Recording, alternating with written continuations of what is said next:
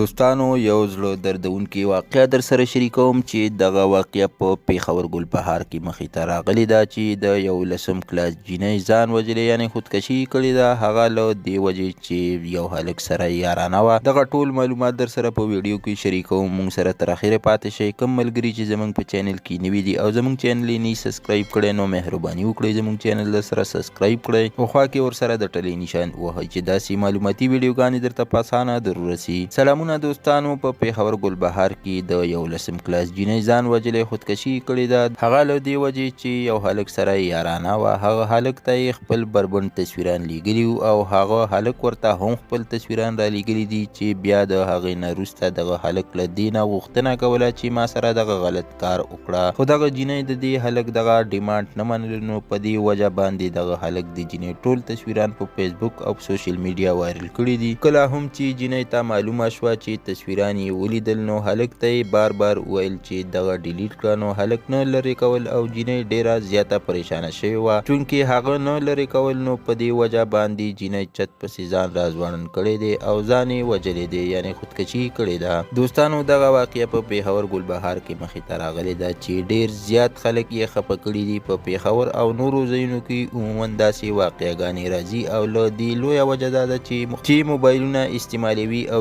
جینکو سره موبایلونه دي. دوی په څه نه څه چل او طریقه باندې هلکانو سره رابطې جوړوي او د رابطې جوړولو نه پس داسې واقعګانې مخې ته راځي چې بیا دوی له یو بل نه تصویران او ویډیوګانې غواړي، خو چې دوی یو بل بلیک میل کوي نو بیا دغه تصویران او ویډیوګانې په سوشل میډیا وایرل کوي.